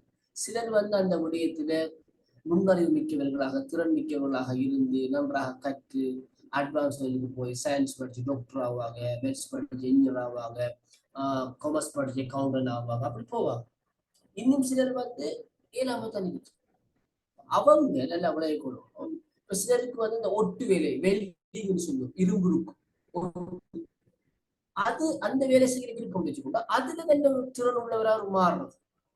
எப்படி ஒரு ஒரு ஒரு நவீன வகையில ஒரு நல்ல ஒட்டு வேலை செய்யலாம். சிலருக்கு இந்த பழுது பார்க்கிறது ரிப்பேரிங் நல்ல விருப்பமா இருக்கு. அப்ப இந்த ரிப்பேரிங் எப்படி நுணுக்கமா செய்யறது, திருத்துறது. சிலருக்கு இந்த பிளம்பிங் சொல்றது, சிலருக்கு கார்பென்ட்ரி. ஒவ்வொருவருக்கு என்னென்ன துறையில விருப்பமோ அந்த துறையில அவங்க தங்களோட நிபுணத்துவ அறிவை தகவலை வளர்க்கிறதுதான் இந்த தேர்ச்சிமுறை கலைத்திட்டம். எல்லாரையும் டாக்டர் என்ஜினியர் ஆக்குறதில்லை நோக்கம். அவர்களுக்கு விருப்பமான துறையில அவருக்கு தேவையான நிபுணத்துவ அறிவை தகமைய திறனை வளர்த்து பாடசாலை அனுப்பணும் சமூகத்துக்கு. அப்ப அவன் ஓலவர் பாஸ் பண்ணாட்டி பரவாயில்ல, அவன் ஒரு நல்ல ஒரு பிசினஸ் மேனா வருவான் எதிர்காலம். அவன் ஏலவர் பரவாயில்ல செய்யாட்டி ஏலவர்ல பாஸ் பண்ணாட்டி பரவாயில்ல, அவன் ஒரு சிறந்த வெல்டராக நல்ல ஒரு உட்பேலை உள்ளவராக ஒரு சிறந்த ஒரு மேசனாக அவன் வரலாம் சமூகத்துக்கு. இதை பாடசாலை வழங்க வேணும் என்றால் இந்த தேர்ச்சி கலைத்திட்டத்துக்கு நோக்கம். அப்ப எல்லோருக்கும் 100க்கு 100 புள்ளி எடுத்து வகுப்புல முதலாம் ஆளாக்குறதா இல்லைங்க நோக்கம். அவங்களுக்கு விருப்பமான துறையில தகமைகளை திறன்களை நிபுணத்துவ அறிவை வளர்த்து அவங்கள சமூகத்துக்கு அனுப்புற திறன் மிக்கவர்களாக தேர்ச்சி மிக்கவர்களாக அவங்கள சமூகத்துக்கு அனுப்புற.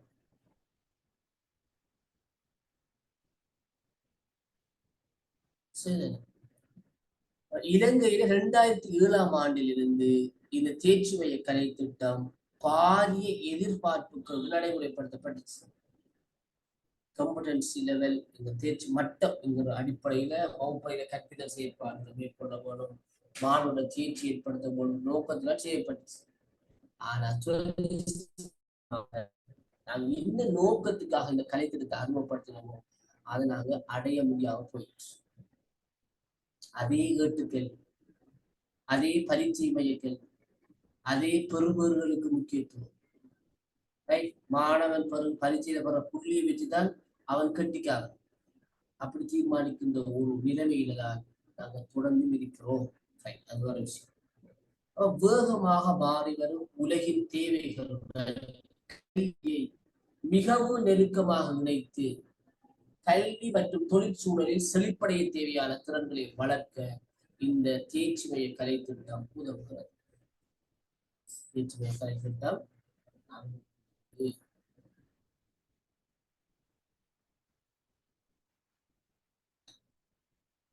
சரியோ? ஓகே.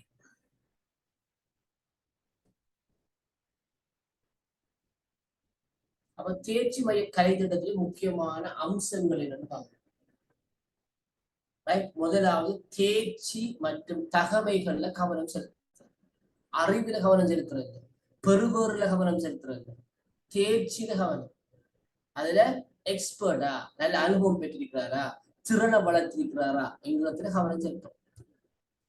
இரண்டாவது முக்கியமான விஷயம் தெளிவான கற்றல் குறிக்கோள்கள்.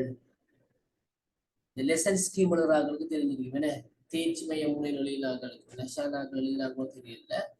அப்ப அந்த தேர்ச்சி மையத்துல தேர்ச்சி மட்டத்துல நடத்தை சார் நோக்கங்கள் எழுதும். மாணவர்கள் ஆய்வுக்கூடத்தில் கன்சென்ஸ் உணரடுப்பை பயன்படுத்தி பொருளை சூடாக்கி காட்டுவர் எழுதும். அது செய்ய ஒன்று இல்லை. அவர் தெளிவான கற்றல் குறிக்கோள்கள் இருக்கிறது அந்த கலை திட்டத்தில்.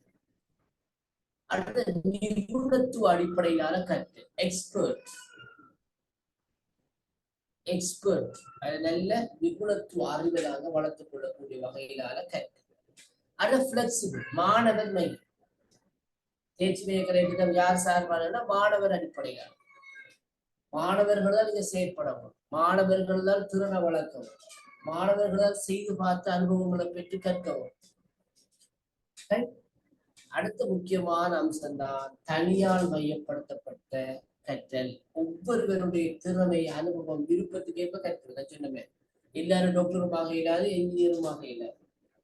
ரைட், மேசன் வேணும், வியாபாரி வேணும், ரைட், பொருத்துனர் வேணும், காப்பென்று வேணும், என்ன சுத்திகரிப்பாளர் வேணும், எல்லாரும் வேணும் சமூகத்தில். அப்ப அவங்க அவங்களுக்கு விருப்பமான துறையில அவங்க தேர்ச்சி அடைந்து கொள்ள வேணும். பிரயோகம் மற்றும் நிஜ உலகம் பொருத்தப்பாடு. இங்க எல்லாம் தியரிய படிக்கிறது இல்லை, கோட்பாட்டை படிக்கிறது, பிராக்டிக்கலை தான் படிக்கிறது.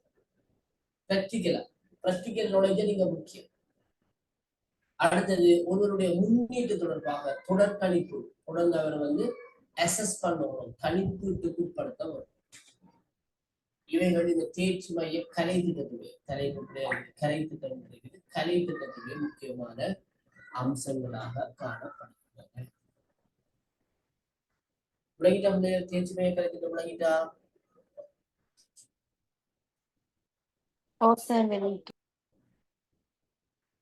இந்த பாடத்தை பொறுத்த வரைக்கும் பிள்ளைகள் தவிர்க்க இயலாது.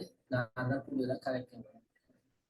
மற்ற சோசியாலஜி அல்லது பிலோசபி அல்லது கைடன்ஸ் இப்படியான பாடத்தை எடுத்தோம்னா நீங்களும் கலைக்கக்கூடிய மாதிரி இருக்கு. பாடம் கொஞ்சம் செய்யலாது. பாடத்தை நாங்கள் உதவி செய்து தான் போனோம். சரி,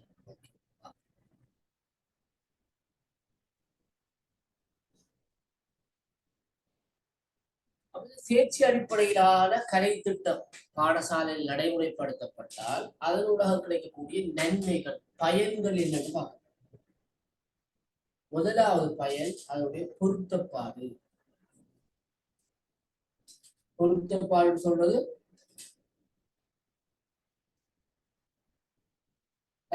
நாங்க எதிர்காலத்துல எந்த துறையில நாங்க சேவையாற்ற விரும்புறோமோ, எந்த தொழிலை விரும்புறோமோ அந்த தொழிலை நாங்க சிறப்பாக மேற்கொள்வதற்கான ஒரு அனுபவம். நான் எதிர்காலத்துல ஒரு கார்பென்ட்ரியா தான் வர போறேன்னு சொன்னா எனக்கு சயின்ஸ் படிக்க வேண்டிய அவசியம் இல்லை. நான் ஒரு டாக்டர் ஆகுறதுக்குரிய படிப்பை இப்ப படிக்க தேவை. எனக்கு என்ன தேவையோ அந்த துறையில நான் படிக்கலாம். அதற்குரிய தகமைகளை, திறன்களை, தேர்ச்சியை நான் பெறணும். அப்ப நிஜ உலக சூழ்நிலைக்கு ஏற்ற வகையில திறன்களை வளர்க்கிறதுக்கு இந்த தேர்ச்சி அடிப்படையிலான கலை திட்டம் ஒவ்வொருவரும் அவரவருடைய விருப்பத்துக்கு ஏற்ப அவரவர் விரும்புகிற துறையில தேர்ச்சி அடைகிறதுக்கான விடயங்களை இந்த கலை திட்டம் கொண்டிருக்கிறது. அதான் பொருத்தப்பாடு, அவருக்கு பொருத்தப்பாடான விஷயம்.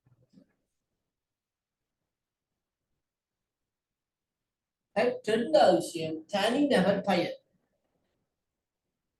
இயற்கை சொன்ன விஷயம் போலதான் மாணவர்கள் தங்களுடைய கற்றல் அனுபவங்களை தங்களுடைய ஆர்வம், விருப்பம், இலக்கு என்று தொடர்படுத்திக் கொள்வாங்க. ஒரு பொருட்டுல ஒரு இரும்பு ஒற்றாளர் வெல்டிங் பண்றவர் அவருக்கு அந்த தொழில விருப்பம் போட்டா அதுல உள்ள நுணுக்கங்களை, அதுல உள்ள நவீன விஷயங்களை அதை எப்படி சரியா செய்யறதுங்கிறதுல அவர் ஆர்வம் செஞ்சாலும் கேட்பார்.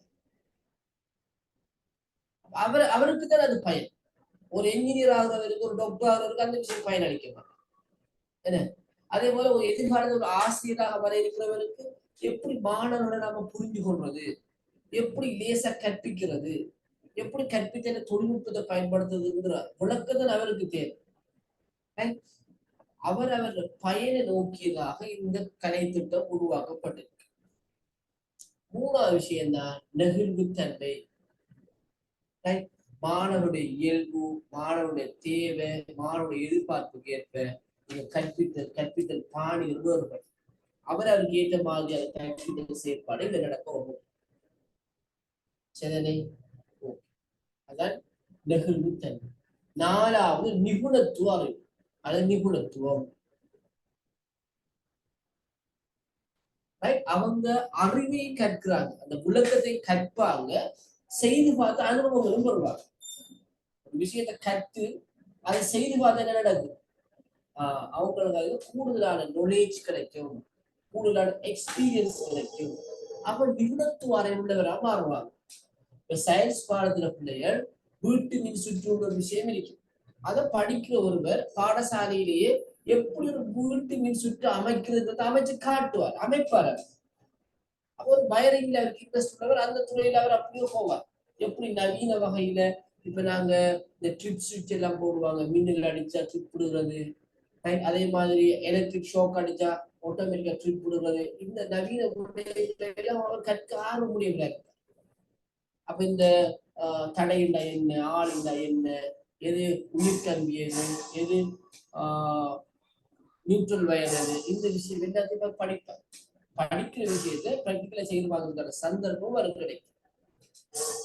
அடுத்த முக்கியமான ஒரு நன்மைதான் நிஜ உலக தயாரிப்பு.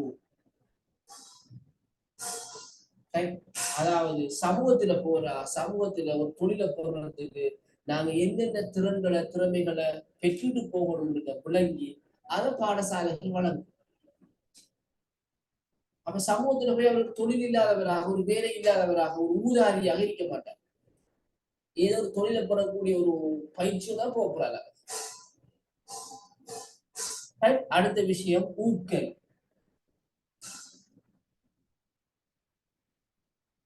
அப்ப மாணவர்கள் மேலும் மேலும் அந்த துறையில தாங்கள் விரும்புகிற துறையில இருக்கின்ற நவீனமான விஷயங்களை, மேலதிகமான விடயங்களை, நுணுக்கமான விடயங்களை கற்கிறதுக்கான ஒரு ஊக்கல், ஒரு சந்தர்ப்பம் இந்த கலை திட்டத்துல காணப்படுது. அடுத்த விஷயம் வாழ்நாள் கற்றல். இது ஒரு கட்டத்தோட நிறுத்தி வைக்கப்படுறது இல்லை. தேர்ச்சிங்கிறது தொடர்ச்சியாக ஈடுபட புதிய புதிய விடயங்களை கற்கிறதும் அதுல சிறப்பு தேர்ச்சி அடைகளை அடிப்படையாக கொண்டதாக இருப்பதனால இது லைஃப் லாங் எஜுகேஷனாக இந்த விஷயம் காணப்படும். இவைகள் நம்முடைய தேர்ச்சி அடிப்படையிலான கலை திட்டத்தினுடைய நன்மைகளாக இருக்கின்றன. அப்ப மாணவர்களிடத்துல தேர்ச்சிகளை தகமைகளை ஏற்படுத்துவதை அடிப்படையாக கொண்டு பாடசாலைகள்ல நடைமுறைப்படுத்தப்பட வேண்டும் என்று எதிர்பார்க்கப்பட்டு 2007ஆம் ஆண்டுல இருந்து நடைமுறைப்படுத்தப்பட்டு வருகின்ற ஒரு கலை திட்டம் தான் இந்த தேர்ச்சி அடிப்படையிலான கலை திட்டம் என்கின்ற நீங்க புரிந்து கொண்டா சரி. சரிதானே? ஓகே, நாங்கள் யாரை நினைச்சோம் மற்ற விஷயங்களை நாங்கள் பார்த்துட்டு முடிச்சுக்கோங்க. இப்போது 2017ஆம் ஆண்டுக்கு பின்னரான காலப்பகுதியில் இருந்து நடைமுறைப்படுத்தப்பட்டு வருகின்ற ஒரு கலை திட்டம் மாதிரி. என்ன பேரு? கற்றற்பேறு அடிப்படையிலான கலை திட்டம். கற்றற்பேறு லேர்னிங் அவுட்கம்ஸ் சொல்லுவாங்க. லேர்னிங் அவுட்கம்ஸ் கற்றற்பேறு மாதிரியிலான கலை திட்டம். அப்ப தேர்ச்சி மைய கலை திட்டம் முடிவுக்கு வந்துச்சு 2017. இப்ப நாங்க பாடசாலைகளை பின்பற்ற கலை திட்டம் என்ன? கற்றற்பேறு அடிப்படையிலான கலை திட்டம். இதுவும் மாறும் எதிர்காலத்தில். கலை திட்டம் மாற தானே நாங்க இப்படி பார்த்து என்ன யார் அந்த ஃபர்ஸ்ட் பாயிண்ட் யார் வாசிக்கப்படுகிறாள் வாசிகளை நான் விளங்கப்படுத்துறேன். உங்களோட குரல் கேட்போம்.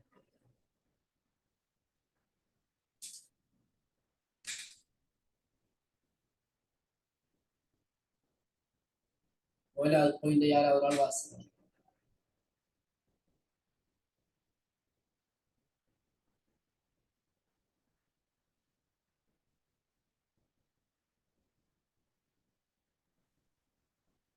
தெளிவான மற்றும் குறிப்பிட்ட கற்றல் விளைவுகளை மையப்புள்ளியாகக் கொண்டு கல்வி அனுபவங்களை வடிவமைப்பதாக கற்றற்பேறு அடிப்படையிலான கலை திட்டம் காணப்படுகிறது.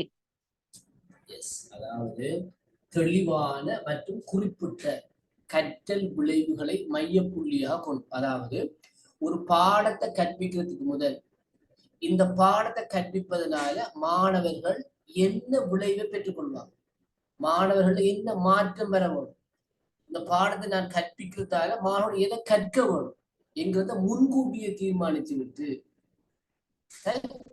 அதற்கேற்ப கல்வி அனுபவங்களை வடிவமைக்கிறதாக இந்த கற்றற்பேறு அடிப்படையான கலை திட்டம் காணப்படும். கற்றற்பேறு தெரியுமா?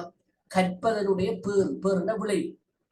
இந்த பாடத்தை படிக்கிறதுனால மாணவர்களிடம் கிடைக்கக்கூடிய விளைவு என்ன, பேறு என்ன, அதை முன்கூட்டி நம்ம தீர்மானிக்கணும். அப்ப என்ன செய்யலாம்? அந்த பேர் அந்த விளைவு அடையும் விதமா நம்ம கற்பிப்போம். என்னத்தை ஆக்சுவலாக மாணவர்கள் நாங்கள் கற்பிப்பதனூடாக அடைய முன்கூட்டி நாங்கள் அறிந்து கொண்டாதான் அதை அடையும் விதமான கற்பித்தல வகுப்பறையில மேற்கொள்ளலாம். ரைட்? அப்ப முன்கூட்டியே தீர்மானிக்கப்பட்ட தெளிவான கற்றல் விளைவுகளை மையப்படுத்தி கல்வி அனுபவங்களை வடிவமைக்கிறதுக்காக உருவாக்கப்பட்ட கலைத்திட்டம் தான் இந்த கற்றல் பேறு அடிப்படையிலான கலைத்திட்டம். லேர்னிங் அவுட்கம்ஸ் சொல்றது இதுதான். முன்கூட்டியே தீர்மானிக்கப்பட்ட கற்றல விளைவு. அப்ப நான் ஒரு 40 நிமிஷம் உங்களுக்கு படிப்பிக்க போறேன். நான் உங்களுக்கு ஒரு 2 hours எடுக்கிறேன். என்ன கலைத்திட்டம் இந்த பாடத்தை எடுத்து இன்றைக்கு இந்த நான் கற்பிக்கிறது நோக்கம் சொன்னா உங்களுக்கு இந்த முறைசார் கலைத்திட்டம், முறைசாரா கலைத்திட்டம், தேர்ச்சி மைய கலைத்திட்டம், கற்றற்புற அடிப்படையிலான கலைத்திட்டம், இந்த 4 கலைத்திட்டம் தான் என்னென்ன விளக்கத்தை நீங்க பரவணும் ஒவ்வொரு. ரைட்? அடுத்தது முறைசார் கலைத்திட்டத்துக்கு முறைசாரா கலைத்திட்டத்துக்கு வேறுபாடு நீங்க கண்டுபிடிக்கும். வேறுபாடு நீங்க சொல்லும். ரைட்? அடுத்தது தேர்ச்சி மைய கலைத்திட்டம்னா என்ன? உண்மையில அது சிறப்பானதானா? தேர்ச்சி மைய கலைத்திட்டத்தால மாணவனுடைய நன்மையெல்லாம் பெற்றிருப்பார்கள் விடயத்தை நீங்க இந்த விளக்கத்தை நீங்க பெறணும்னு நான் நினைச்சுதான் இந்த டாபிக் நான் உங்களுக்கு படிப்பிச்சேன்னு சொன்னா இதுதான் கற்றற்புற அடிப்படையிலான கலைத்திட்டம். முன்கூட்டி நான் அந்த பாடத்தை ஸ்டார்ட் பண்றதுக்கு பதில் இந்த விஷயம் கூட வேற வேணும். அதுக்கேற்ற மாதிரி என்ன செய்வேன், எந்த இடத்துல நான் உங்களுக்கு வலியுறுத்தி சொல்ல வேணும், எந்த இடத்துல நான் உங்களுக்கு உதாரணங்கள் சொல்லணும், எந்த இடத்துல நான் உங்களுக்கு கேள்வி கேட்கணும், எந்த இடத்துல நீங்க பிரசன்ட் பண்ணுங்க உங்களுக்கு வேலை தரணும், இதெல்லாம் இதை வச்சுதான் தீர்மானிக்கப்படுறேன். இதுதான் கற்றற்புற அடிப்படையிலான கலைத்திட்டத்துக்கு ஒரு உதாரணம். அடுத்த பாயிண்ட் வாசிக்கலாம்.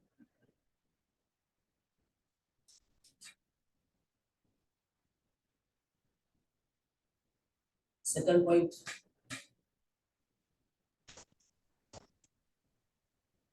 இங்கு மாணவர்கள் தங்கள் கற்றல் பயணத்தின் முடிவில் என்ன செய்ய வேண்டும் அல்லது செய்து காட்ட வேண்டும் என்பதை அடிப்படையாக கொண்டு இக்கலை திட்டம் வடிவமைக்கப்பட்டுள்ளது. எஸ், நான் சொன்ன விஷயம் தான். நான் ஒரு 2 மணித்தியாலம் படிப்பீங்கன்னு சொன்னா அந்த 2 மணித்தியாலத்துல முடிவுல உங்கள்ட்ட என்ன விஷயம் அடைஞ்சிருக்கணும், நீங்க என்ன விஷயத்தை பெற்றிருக்க போகணும். இந்த கற்றலின் ஊடாக, இந்த கற்பித்தலின் ஊடாக, நீங்க கற்றதன் ஊடாக என்னத்தை பெற்றிருக்க போகணுங்கிறத அடிப்படையாக கொண்டுதான் இந்த கலை திட்டம் வடிவமைக்கப்படும். அப்ப பாடசாலையில பிரைமரியாக இருந்தால் 30 நிமிஷம் ஒரு பாடவோட, அந்த 30 நிமிட பாடவோட முடிவுல எங்கட வகுப்புல 30 மாணவர்கள் இருந்தால் அந்த 30 மாணவர்களும் என்ன விஷயத்தை பெறணும், என்ன நுழைய, என்ன திறனை, என்ன ஆட்டிடியூட் அவங்க பெறணுங்கிறத முன்கூட்டியே தீர்மானிச்சு அதுக்கேற்ற மாதிரி நாங்கள் கற்பிப்போம். மாணவர்கள் கற்பார். செகண்டரியாக இருந்தா 40 மினிட்ஸ், சீனியர் செகண்டரியாக அட்வான்ஸ்ல இருந்தா 1 hour. அந்த குறிப்பிட்ட நேரத்துக்கு பின்னர் எங்களை கற்பித்தல் முறைவடைந்ததுக்கு பிறகு, அதாவது கற்றல் பயணத்தின் முடிவில் மாணவர்கள் என்ன செய்ய வேணும், எதை செஞ்சு காட்ட வேணும், என்ன அறிவை பெற்றிருக்க வேணும் என்கிறத அடிப்படையாக கொண்டுதான் இந்த கலை திட்டம் வடிவமைக்கப்பட்டது. Okay, next. இக்கலை திட்டம் அறிவு மற்றும் திறன்களின் நடைமுறை பிரயோகத்தை வலியுறுத்துவதுடன் மாணவர்கள் கற்றுக்கொள்வதை விட எதை அடைய முடியும் என்பதில் கவனம் செலுத்துகிறது. ஓகே, இந்த கலை திட்டம் அறிவு மற்றும் திறன் மற்றும் நடைமுறை பிரயோகம், அதாவது கெஸ்ப்னு சொல்லுவோம். கெஸ்ப், KASP, என்ன அது தேர்ச்சிலே வருது. அப்ப அந்த அறிவு, திறன், மனப்பாங்கு, அது நடைமுறை பிரயோகம், பிராக்டிக்கல் என்பவற்றை வலியுறுத்துவதுடன் மாணவர்கள் கற்றுக்கொள்வதை விட எதை அடைய முடியும், இந்த விஷயத்துல கற்க நாம கற்பித்ததுக்கு பிறகு, மாணவர்கள் கற்றதுக்கு பிறகு அதை அவங்க அடைஞ்சிருக்கோம். அதான் இவங்களோட கற்பித்தல், அதான் அவங்களோட கற்றல். அப்ப எதை மாணவர்கள் இவங்களோட கற்றலின் இறுதியில அடைய வேணும், இறுதியில பெற்றுக்கொள்ள வேணும் என்கிறதுல இந்த கலை திட்டம் கவனம் செலுத்துகின்றது. சரியோ?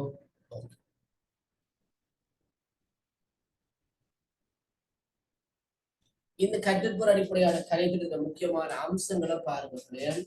ஒன்று, தெளிவான கற்றற்கு, லேர்னிங் அவுட்கம்ஸ் தெளிவா இருக்கு. நாங்க எழுதணும் மாணவர் சார்பா. என்ன டீச்சர் அறிக்கார்கள் தெரியும், லெசன் எழுதுறது கட்டாயம் கற்றற்பொருள் எழுதுவீங்க. என்ன அடுத்தது, இதுவும் செயற்பாட்டு மையமானது. மாணவர்கள் செயற்பட்டுத்தான் இந்த பேறுகளை அடைய போறோம், இந்த விளைவுகளை பெற போறோம். ரைட். அடுத்த மூணாவது முக்கியமான விஷயம் ஒழுங்குமுறையானது. படி 1, படி 2, படி 3, படி 4 சொல்லி படிமுறை ரீதியாக வருது. படிமுறை ரீதியாக வரும். படிமுறையில முதலாவது படிமுறையோட 2வது படிமுறை கடினம், 3வது படிமுறை அதில் விட கடினம், 4வது படிமுறை இன்னும் கடினம். அப்படி கடினமாக இருக்கும். இலங்கையிலிருந்து கடினத்தை நோக்கியதாக இந்த கலைத்திட்டத்திலே முக்கிய அம்சங்கள் காணப்படும். அடுத்து கணிப்பீட்டு மையமானது. ஒவ்வொரு படிமுறையிலையும் என்ன செய்யணும்? கணிப்பீடு செய்யணும். மாணவர்கள் அந்த புதிய கற்றற்பெற அடைஞ்சிருக்காங்களா இல்லையா என்றாங்க கணிப்பீடு செய்யணும். அடுத்து மாணவர் மையமானது. ஆசிரியர்கள் முக்கியமானவர் அல்ல, கற்பவர் தான் முக்கியமானவர், கற்பிப்பவர் அல்ல. ஆகவே ஆசிரியர் மையமானது, ஆசிரியர் சார்பானது அல்ல, மாணவர் சார்பானது. மாணவர்கள் தான் முதன்மையானவர்கள். மாணவனுடைய விருப்பத்துக்கு ஏற்ற மாதிரி தான் செயற்பாடு திட்டமிடப்பட வேண்டும் என்பதை இந்த கலை திட்டம் அடிப்படையாக கொண்டது. அடுத்தது வெளிப்படைத்தன்மை. மாணவர்களோட நடத்தை சார்ந்த விடயங்களை, நடத்தை சார்ந்த மாற்றங்களை ஏற்படுத்துவது அடிப்படையாக கொண்டிருப்பதனால வெளிப்படைத்தன்மையானதாக காணும். உள்ளுணர்வு ரீதியானது அல்ல, வெளிப்படைத்தன்மையானதாக இந்த கற்றலுடைய அடிப்படையிலான கலை திட்டம் முக்கியத்துவம். பார்த்துட்டு நாங்க இந்த கிளாஸ் முடிக்குமா 9 மணியா போயிட்டு நாங்க பிரிச்சுதான் ஸ்டார்ட் பண்ணுறது பார்ப்போம். அப்ப இந்த கற்றற்போர் அடிப்படையிலான கலைத்துறை நன்மைகளை பார்க்கக்குள்ள முதலாவது நன்மை பார்த்தோம்னா தெளிவு, கிறிஸ்டல் கிளியர். நாங்க என்னத்தை அடையிறதை நோக்கமாக கொண்டு கற்பிக்க போறோம். அப்புறம் தெளிவு, முன்கூட்டியே நாங்க அடைய எதிர்பார்க்கின்ற பேர்களை தீர்மானிச்சோம். அந்த பேர்கள் அடைகிறதுக்கான வேலை தான் அந்த 40 நிமிஷம் செய்யப்படலாம். அப்ப தெளிவான தன்மை, குழப்பம். 2வது பிரயோக ரீதியான பிராக்டிகல். மாணவன் செய்து பார்த்து செயற்பட்டு தான் கற்கிறோம். நாங்க எதுகள்ல இங்க கற்பிக்கிறது இல்ல, நாங்க மாணவன் கற்கிறதுக்கு வசதி செய்யறோம். பிரயோக ரீதியான. 3வது மாணவர் ஈடுபாடு. மாணவர்கள் தான் செயற்பட போகணும், அவங்களுக்கு தான் பொறுப்புகளை கொடுக்கணும், அவங்க குழு செயற்பாடுகள் ஈடுபடுவாங்க, அவங்க தான் முன்வைப்பாங்க, அவங்க தான் கருத்துக்களை எல்லாம் உருவாக்குவாங்க. நாங்க ஒழுங்குபடுத்த மட்டும்தான். அடுத்து கணிப்பீட்டு சீரமைப்பு. ஒவ்வொரு படிகளையும் கணிப்பு இடம்பெறும். கணிப்புடினூடாக நாங்கள் அடைய எதிர்பார்த்த இலக்கு அடையப்படாவிட்டால் மீள வலியுறுத்தல், பின்னூட்டல் போன்றவற்றின் ஊடாக அந்த இலக்கை நாங்கள் அடைய வைப்போம், பேர்களை அடைய வைப்போம். அடுத்து வகைக்கூறு. வகைக்கூறு என்பது கருத்தால ஒரு பொறுப்பு கூறல் தான். வகைக்கூறு என்பது கருத்தால ஒரு பொறுப்பு கூறல் தான். மாணவர்கள் கொடுத்த கற்றுப்பொருளை அடைவதை உறுதி செய்யும் வகையில கல்வி வகை கூறலை இந்த கலை திட்டம் வழங்குது. இந்த கற்றுப்பொருள் அடைய திட்டங்களா இல்லையா, ஏன் அடையப்படல வகை. அது தகவல் பெற கற்றுப்பொருள் அடையப்படாவிட்டால் இந்த மாற்றங்களை செஞ்சிருக்க வேணும், எப்படி நாங்க இன்னும் மேம்படுத்தலாம் அப்படின்னு சொல்ற தகவல்களை பெறக்கூடியதாக இருக்கு. அடுத்தது தொழில் வாழ்க்கைக்கான தயாரிப்பு அளிக்க, எதிர்காலத்துல சமூகத்தை சென்று அவங்க தங்களுடைய தொழில்களை மேற்கொள்வதற்கான திறன்களை வளர்க்கக்கூடியதாக இந்த கற்றற்போர் அடிப்படையிலான கலை திட்டம் காணப்படும். இது இந்த கற்றற்போர் அடிப்படையிலான கலை திட்டத்துடைய நன்மையாக முக்கியத்துவமாக காணப்படும். சரியா பிள்ளை, விளங்கிட்டா? ஒரே ஒரு விஷயம் இல்லை, அதோட நாங்க முடிச்சுக்கொள்வோம். செய்முறை கலை திட்டம், செயல்முறை கலை திட்டம், அதாவது பிராக்டிகலான கலை திட்டம். அவ்வளவுதான். பல்வேறு செயற்பாடுகளை உள்ளடக்கிய கலை திட்டம் செயல்முறை கலை திட்டமா. மாணவர்கள் செய்து பார்த்து பிராக்டிகலோட கற்கிற கலை திட்டம் தான், தனிய பிராக்டிகலோட கற்கிற கலை திட்டம் தான் இந்த செயல்முறை கலை திட்டம். இதில் பாட விடயங்கள் பாட பிரிவுகளாக பிரிக்கப்படாது, பாட அம்சங்களுக்கிடையே இடைத்தொடர்புகள் காணப்படும். மாணவர்கள் ஒன்றிணைந்து விளைத்திறனுடனும் கற்றல் அனுபவங்களை பெறும் வகையில் ஒழுங்கமைக்கப்பட்டுள்ளதால் மாணவ மைய கலை திட்டமாகவும் காணப்படுகிறது. ஆரம்ப பிரிவு வகுப்புகளில் செயற்பாடு சார்ந்த கலை திட்டம் நடைமுறைப்படுத்தப்படும். ERA பாடம், ERA மேத்ஸ் தமிழ், இதை எடுத்தாலும் நாங்க அப்படின்னா செஞ்சு பார்த்து செயற்பாடு தான் செய்வாங்க, கற்பார் செயற்பாடு ரீதியான கலை திட்டங்கள் இருக்கிறது.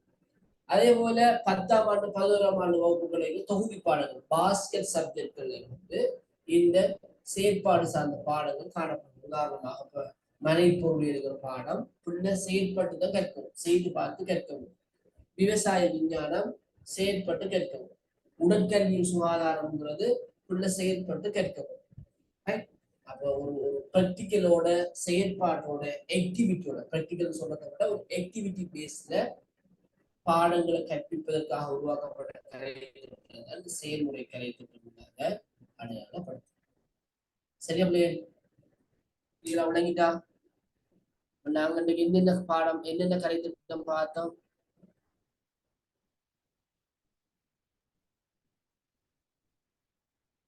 முறைசார் கலை திட்டம், முறைசார் கலை திட்டம், முறைசாரா கலை திட்டம்,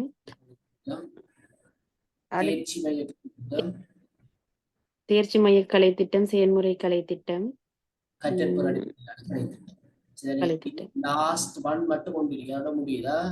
இணைந்த கலை திட்டம், கோ கரிக்குலம் சொல்லுவாங்க, கன்ஜங்ஷன் கரிக்குலம். அதாவது கற்றல் கற்பித்த செயற்பாடுகளுக்கு அப்பால், கற்றல் கற்பித்த செயற்பாடுகளுக்கு அப்பால் நாங்க எப்படி பார்த்தா முறைசாரா கலை திட்ட விஷயம் இதுக்குள்ள பேர், முறை சாராது எல்லாமே இதுக்குள்ள பேர். சரியோ? இணைந்த கலை திட்டமும் மறை கலை திட்டமும் சேர்ந்துதான் என்ன கலை திட்டம்? முறை சாராது. அவ பாடசாலையில அந்த முறை சார்ந்த கலை திட்டத்தை வளப்படுத்துறதுக்காக பாடசாலையில திட்டமிடப்பட்ட நடைமுறைப்படுத்தப்படுற வேலை திட்டங்கள் எல்லாம் இதுக்குள்ள பேர். விளையாட்டு போட்டி, கல்வி சுற்றுலா, கண்காட்சி, மாணவர் படையணி, கலாசார விழா, பரிசளிப்பு விழா, அதே போல கழகங்கள், சங்கங்கள், சாரணியம், முதலுதவி, பேண்ட் வாத்தியம், இது எல்லாமே பாடசாலையில் நடைமுறை அல்லது தினங்கள், தமிழ் மொழி தினம், ஆங்கில மொழி தினம், சிங்கள மொழி தினம், இது எல்லாத்துக்கும் சேர்த்து வழங்குற பேரு இணைந்த கலை திட்டம், கோ கரிக்குலர் ஆக்டிவிட்டீஸ்.